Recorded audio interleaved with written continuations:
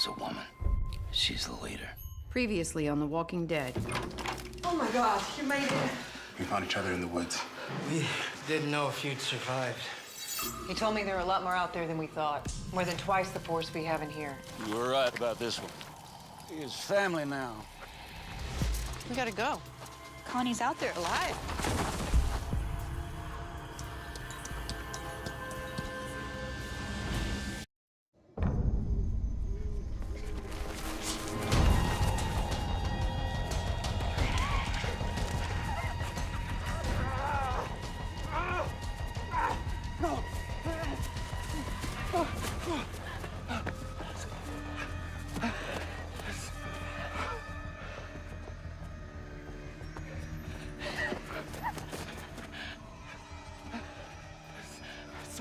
Sorry, I'm just...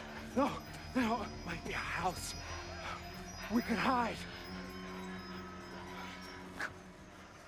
No.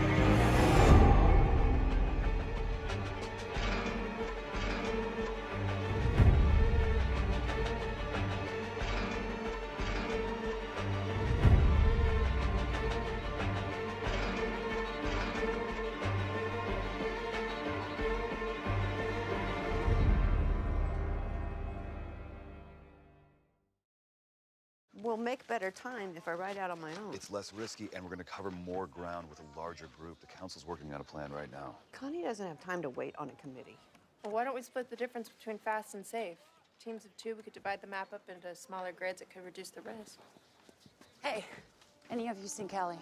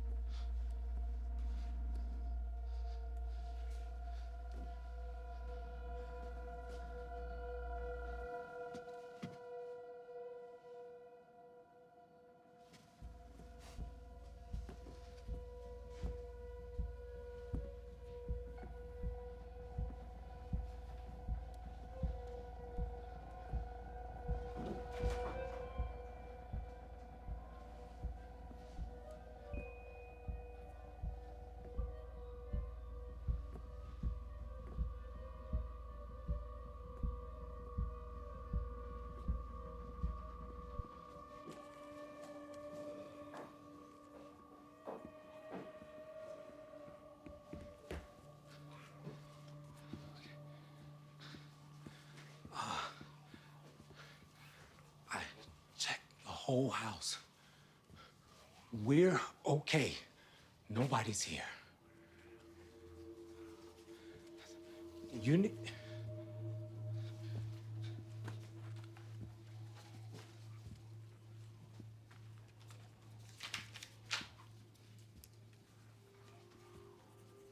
You need some rest. You haven't slept in days. I can keep watch.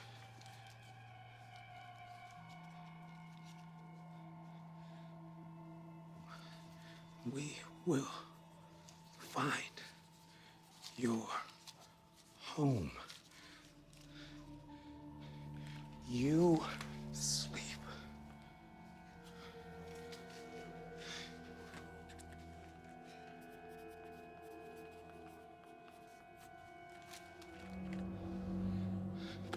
Listen. Rest. Huh?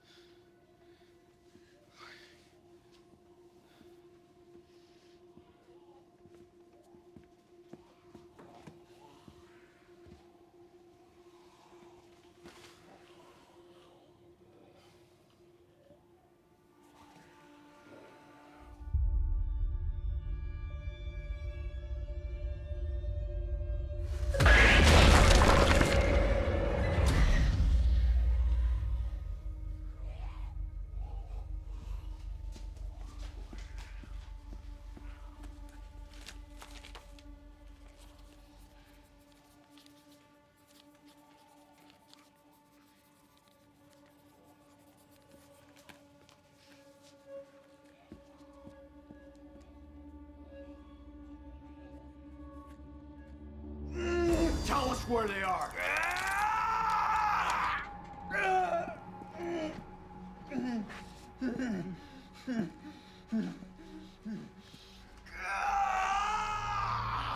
My dance car's wide open. We got all day.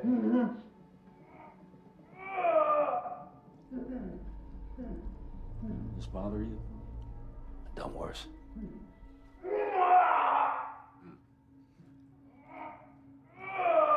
Why don't you take a turn, man?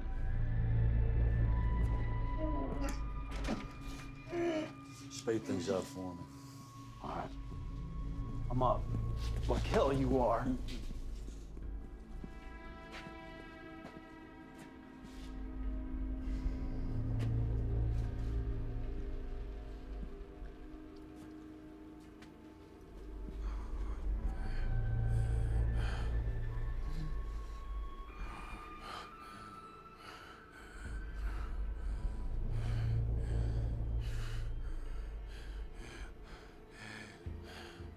Well, are we just gonna stand here staring at each other dreamily? Or are we gonna get to it?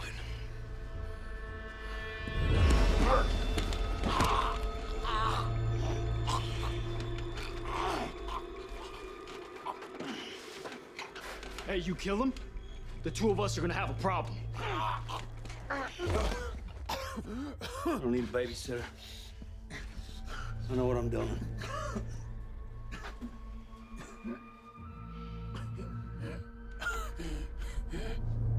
Just give them a location where your friends are hiding. You do that, this all goes away.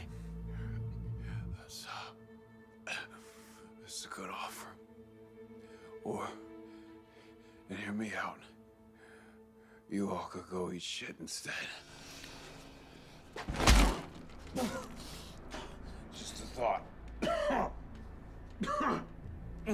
Already gone through these steps. Maybe we start taking pieces. You do what you gotta do. Give him a knife.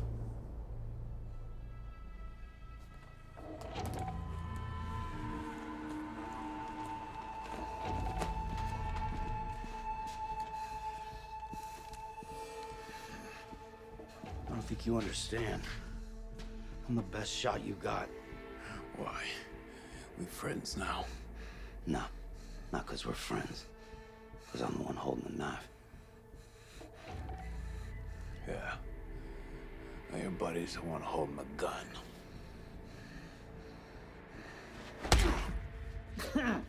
Shut up! Shut up and listen to me. I know you're close to her.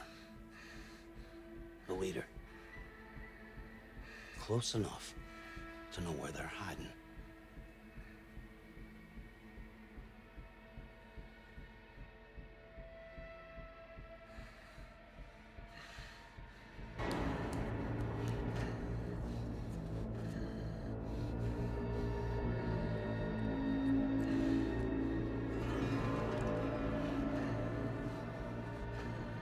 No one needs to die in here. So just say a location so we can all walk away happy.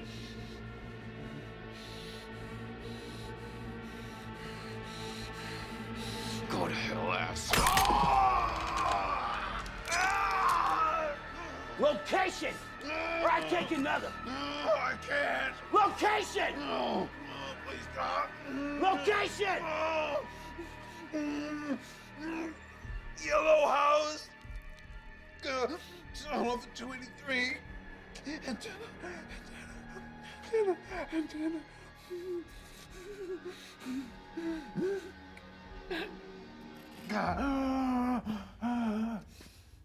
Is that good enough? I can scout it out. Take a squad. 3 of you. See if our friend speaks truth. You want us to take him?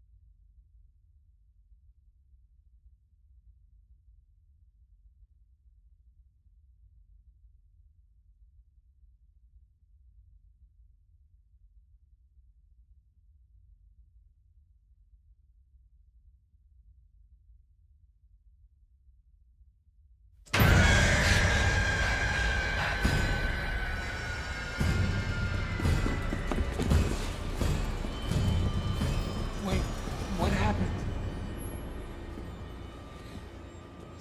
Slow down. I don't understand.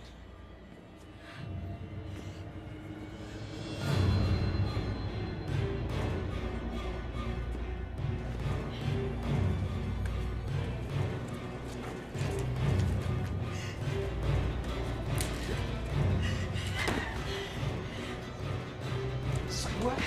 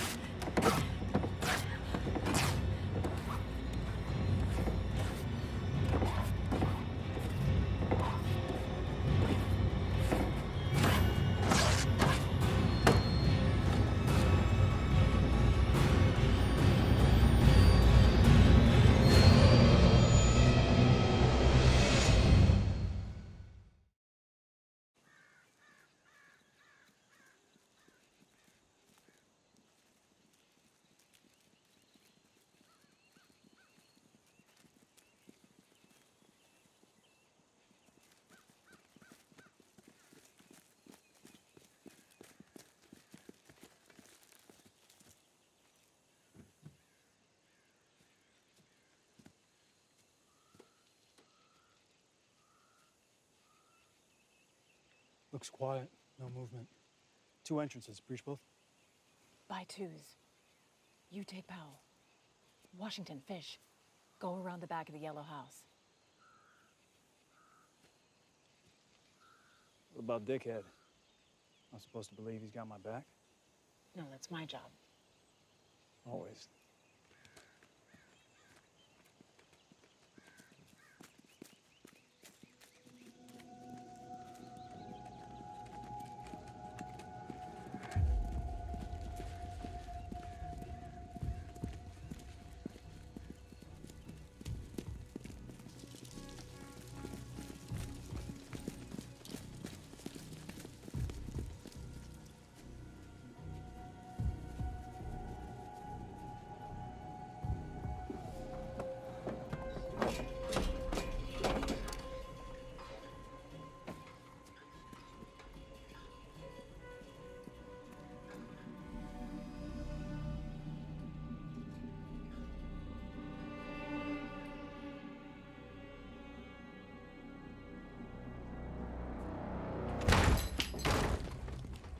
Clear!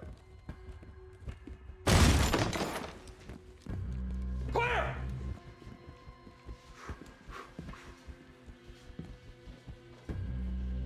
Clear!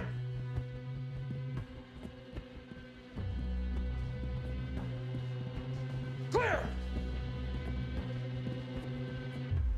Looks all clear, Carp. That son of a bitch stripped us around.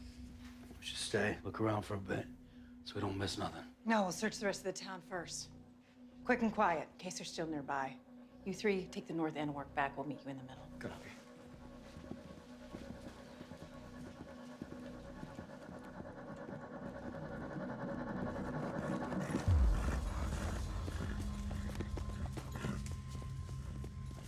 Whoa.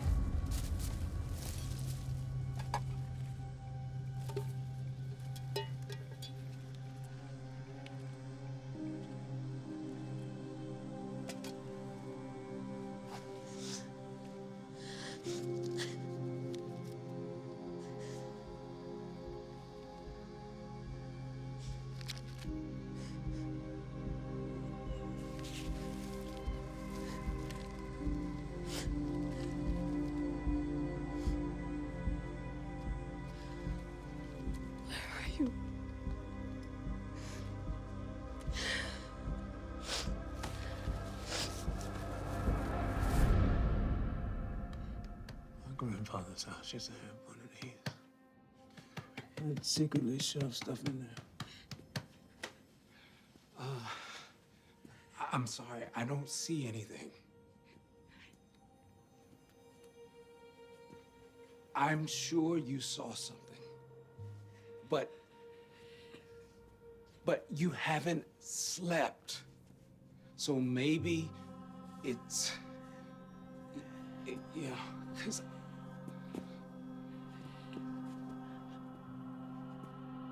okay, I'm sorry. Listen, you and me, let's give the house another sweep, okay?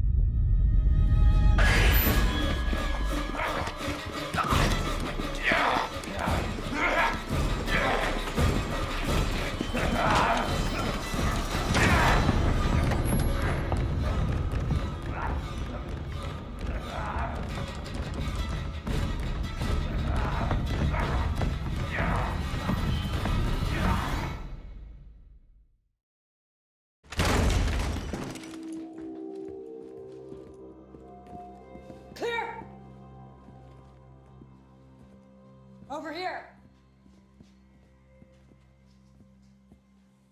They're still wet. Guess he's telling the truth then. We should clear the other rooms.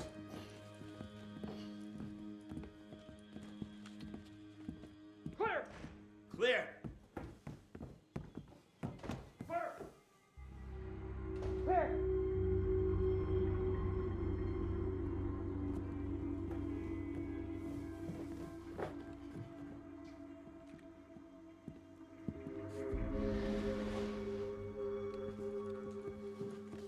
Nothing. Maybe they went out the back. I can track them. Are you in a hurry to leave? What? Other building, you wanted to stick around and make sure we didn't miss anything. Now you want to run right off. Which is it? Look, man, I'm just trying to help. Yet you keep chirping. Fine, you lose them, it's on you. It ain't on me. Stop. Wash, we need a perimeter check. Possible runners, half a click. Copy that, Shaw. Look, I don't have time for this total bullshit. Listen, I know. I understand, but I don't need it. Go sift upstairs, make sure we didn't miss anything.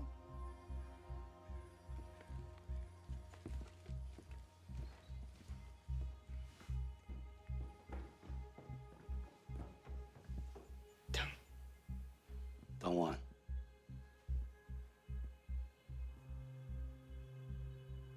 You're either with us or you're not.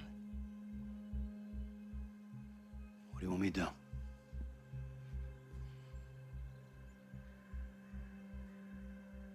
For one thing, stop pissing off Carver. Usually don't end well.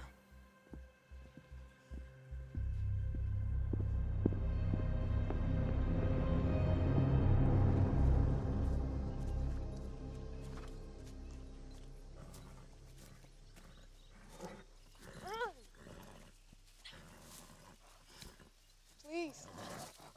Please. Just a bit more. Whoa. Kelly. Awesome. You need help?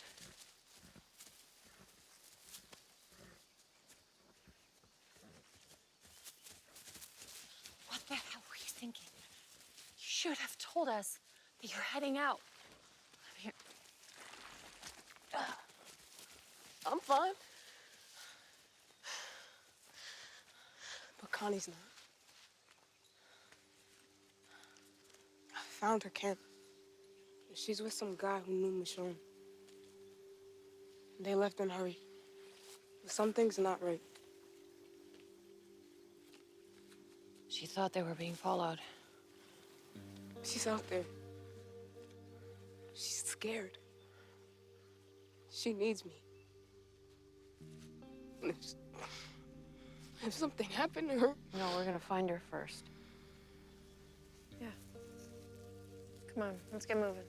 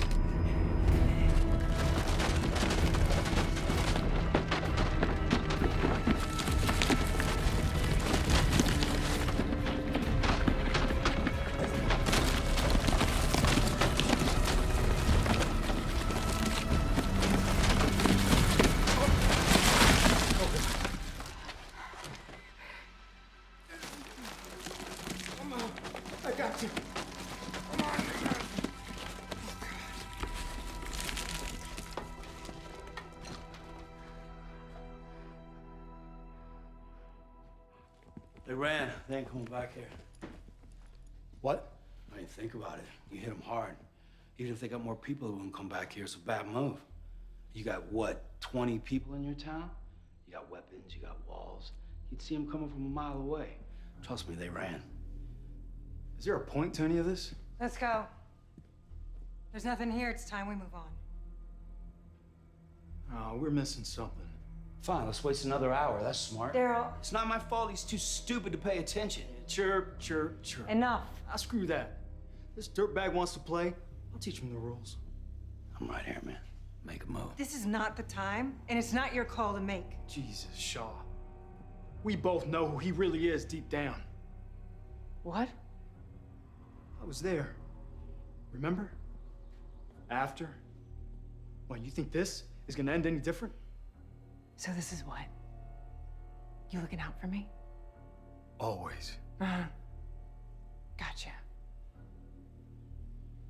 And what about the fire? When Pope locked me in the cabin and lit it up. You must have known. Was that you looking out for me too? Shaw, wake up. Everything's a test now. If you think this guy is ever gonna give a shit about any of us, you're gonna fail. No, he's right. I don't give a shit about any of you. Except you. I'm here for you. It's no secret I made mistakes. But I'm here right now. Maybe I'd be better at it this time, if you'd let me. And Pope scares the shit out of me. I don't want to be face first in the fire under his boot. But if you say trust him, I'll trust him. We've wasted enough time here already. Oh, you're not seriously. It's time to move on. Sure. Your call. Hold on.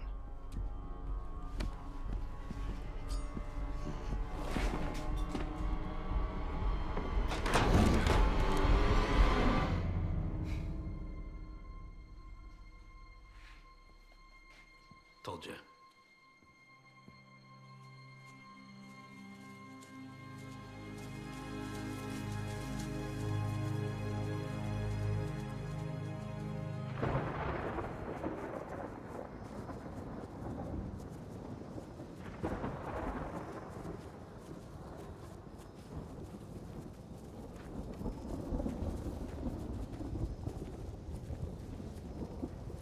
Which way?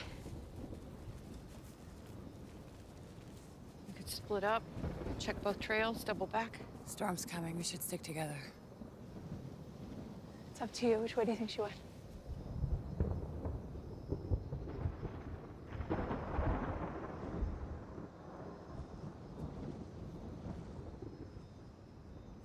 That way.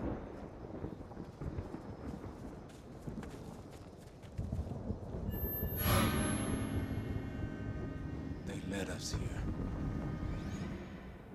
I've never seen people this far gone. To herd us like prey.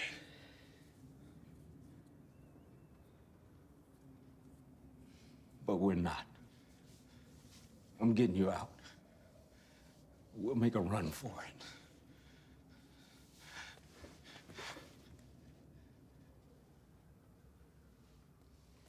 Take this.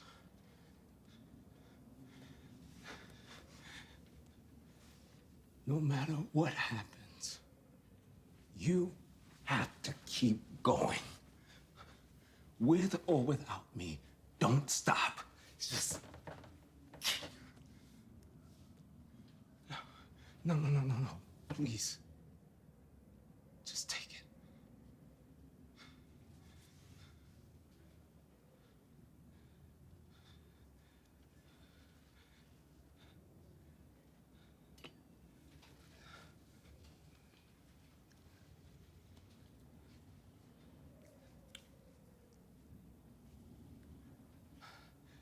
I don't know how to explain.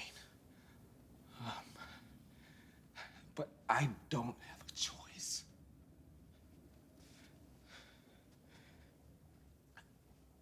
I lost myself for a long time. Off the map. And I made choices that I can't unchoose. But she gave me another chance, Michonne. She pointed me back to the road, and somehow that road led right to you. So I have to pass on that chance, or it all means nothing. And if you can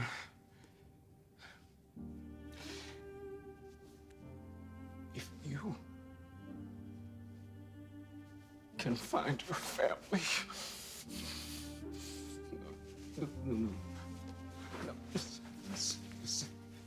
I need you to promise me that you will keep going no matter what happens.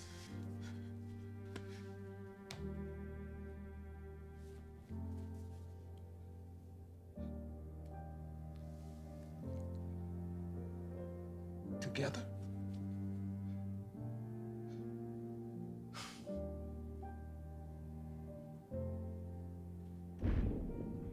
Together.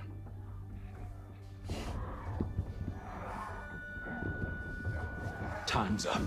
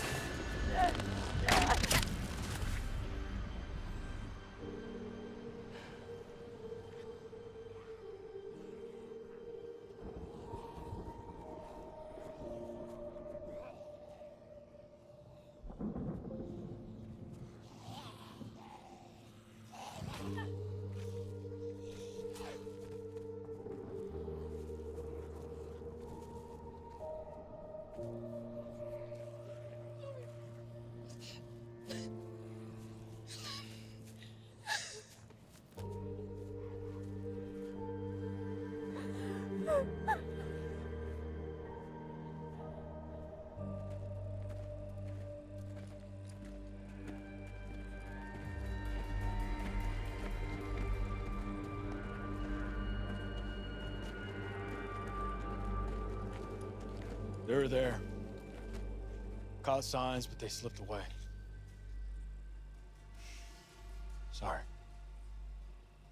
Ooh. I thought you'd be disappointed. But this day was a success. How so? After you left, I continued the discussion with our guest. He wasn't too talkative, but I got everything I needed out of him.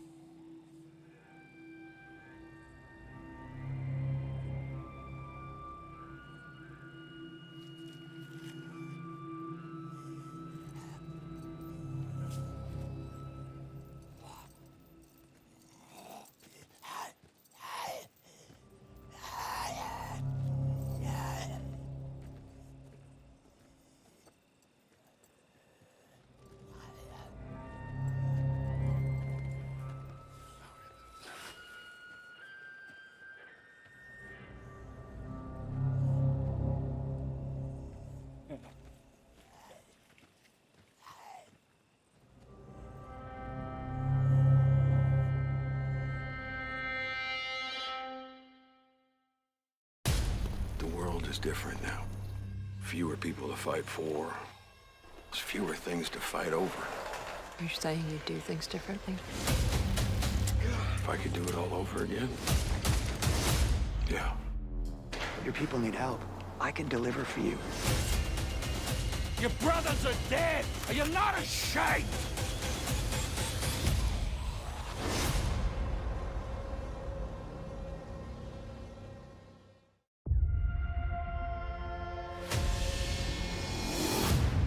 It was so great to have Lauren Ridloff back, finally. We'd been planning for a long time to bring her back in this episode, and we'd sort of like shaped the story, and we wanted to give her like a big re-entry into the show.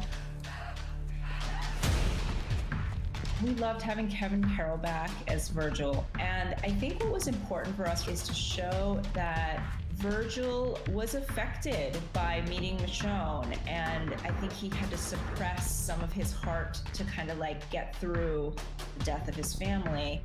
And he sort of made that decision to try stepping out and finding society again. Of course, he found everything was just abandoned because our people were fleeing the Whisperers. But fortunately, he comes across Connie, and I think he feels like he wants to do better in the world. And so there's a real selflessness that you see in Virgil here.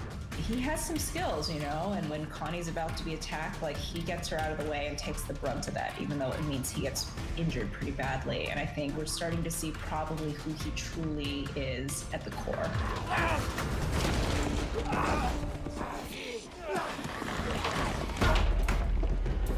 So this episode, we were talking very, very early on, and one of the things that we talked about was like, we would love to do just a good old-fashioned haunted house horror story, because that just seemed really fun. And we just were talking about how people become too far gone in this world, and we've seen people who are cannibals, we've talked about people that Maggie had run across, we've seen the Whisperers.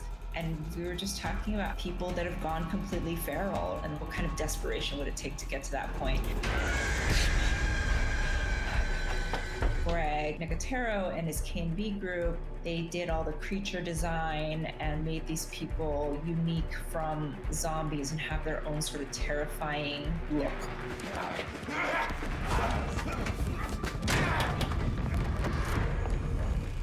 There's that set deck where you see the pictures on the walls and the eyes are scratched up. We thought that that's creepy, so that's really fun. But in the backstory of it, we actually do think that those are pictures of relatives or even some of the people who became ferals and are living in that house. And as they sort of descended into a much more feral state, they just started destroying the vestiges of their humanity. So we totally had a story reason why we did that, but at the same time, we also thought it just looked like super weird and creepy. One of the things that was interesting for us in doing this episode was just picking which point of view that you're in. for the average viewer, you're just gonna assume that the default is being like a hearing viewer. And I think it's interesting to sometimes kind of flip that, because they are experiencing the same events in slightly different ways. It became really interesting to go like, maybe we play the sound to him in his point of view, but you don't play it when we're in her point of view. To me, the best horror, it really is like you're touching on the entire range of human emotion and the human experience. And I think that like she just captured all of that so seemingly effortlessly. I know she puts in a lot of work into her craft and what she does, but she brings so much nuance to these little moments, and just she's so expressive. I think she's kind of the perfect horror movie star in this.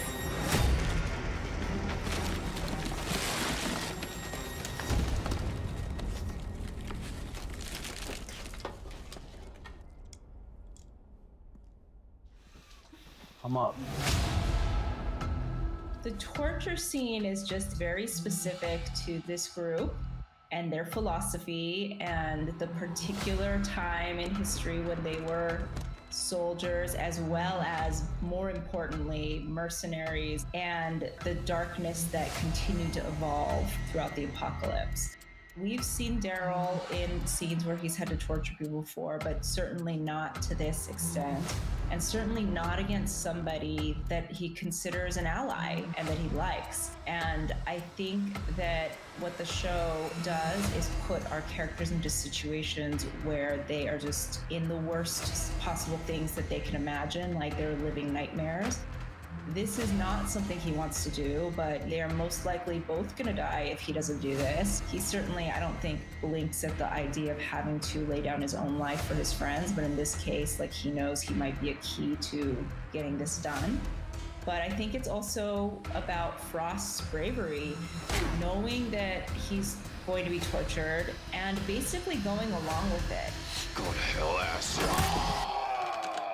Ever since Daryl signaled to him when they were behind bars in episode 4, like, these guys are listening, we gotta pretend like we're not friends, Frost has really, really gotten that. He did exactly what Daryl was hoping he would do, which is he kind of gave him the right neighborhood, so there's some credibility, and Daryl's hoping that that saves Frost.